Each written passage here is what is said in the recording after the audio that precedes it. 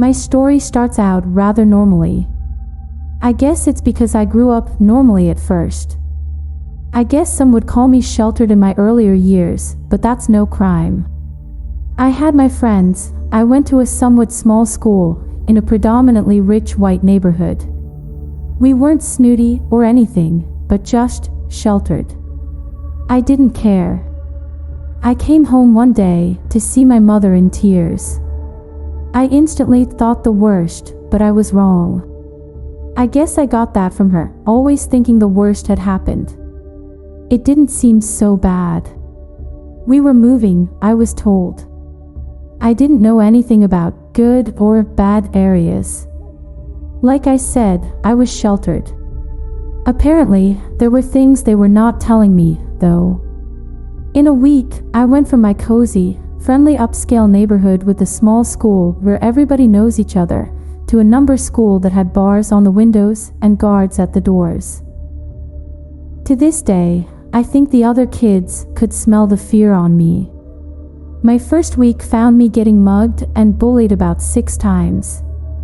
It's been a while, I don't remember exactly. Whatever the number, it was a bit traumatizing for someone like me as a kid. I withdrew harshly. I didn't seek out human interaction, didn't want anything to do with others. As far as I knew, life was over. I wanted to go home. 10 months of no interaction would make people go crazy, I guess. I assure you that was not the case. They say children are more susceptible to spirits and ghosts and the like. There's no real proof of that, but all I knew was that I needed someone. I was too far from home and lonely. I remember nights alone in my room wishing for someone, anyone to talk to. Perhaps that was what drew her to me, or should I say, what drew us together. No normal person would welcome the interaction of something as scary as a ghost, especially at my age, right?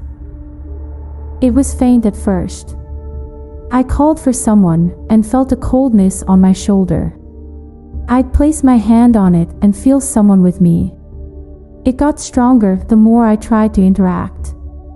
Maybe my desperation made me more open to that sort of thing. I called more and more, excited that someone was able to listen to me. I heard it. Barely. A girl's voice. "I'm here with you."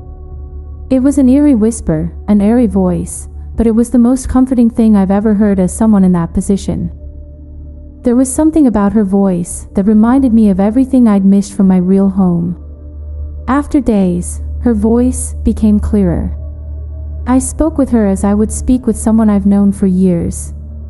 I told her my problems, my pathetic childish woes. I guess as petty as they were, it created that despair inside of me that she wished to alleviate. We finally moved back near my original home.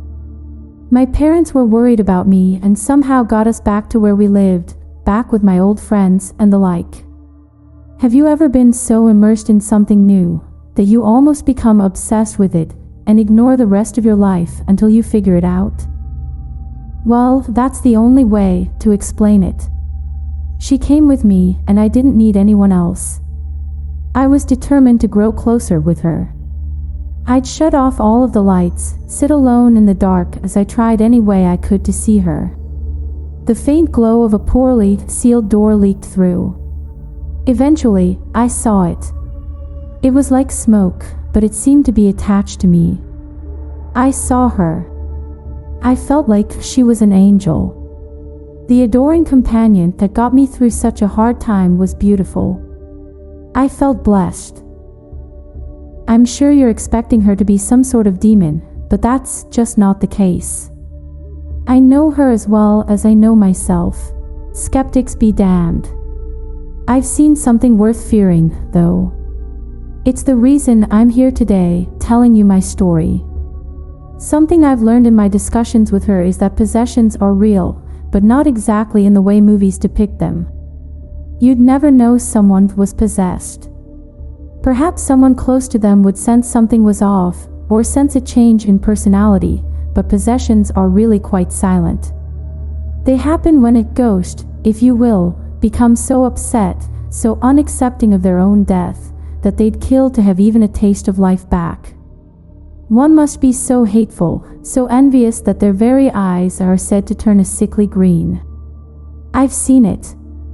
I refuse to believe that my connection with her attracted the very ghost that desired my flesh, but I wouldn't care if it were true. It happened though. Another ghost. I didn't feel the sense of astonishment I felt with my ghost. It was fear. Of course, I wasn't familiar with the true details of possession, but when you see a ghost with piercing, disgusting green eyes, you don't care to find out what it wants. I don't remember much else about what it looked like aside from that main detail. It was large, both in height and width, but shapeless. There was no human figure to it, nothing even resembling anything I've seen before.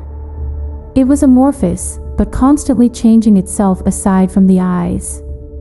To call them paralyzing would be an understatement. I didn't feel myself getting sleepy. I felt myself dying. My every sense, every emotion, every thought was being dulled. It was as if everything about me was drowning in a black lake. Like a car failing to start, I felt my life begin to flash before my blackening eyes, before the visions decayed into nothingness. As my vision dimmed to the point where nothing was visible, the last thing I was somehow able to remember was her. Light was the next thing I saw. It was through my closed eyelids, but I could feel again. Like taking a deep breath after being underwater for so long, everything felt vivid. I felt my own hands, my face, and looked around. The evil spirit was nowhere to be found. I only saw her. My own guardian angel. I had never been so happy, so full of life, just seeing her there and knowing somehow that she had saved me. I asked what happened, and she educated me about possessions. The bond between us kept anything from claiming me. At least that was basically how she explained it.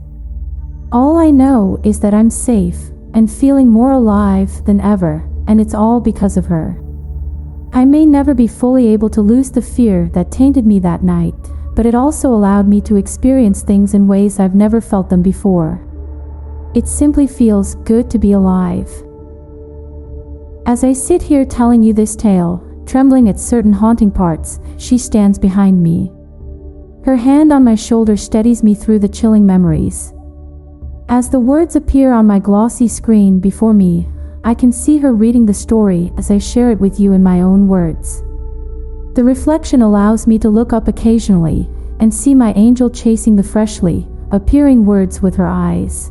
Her sickly green eyes.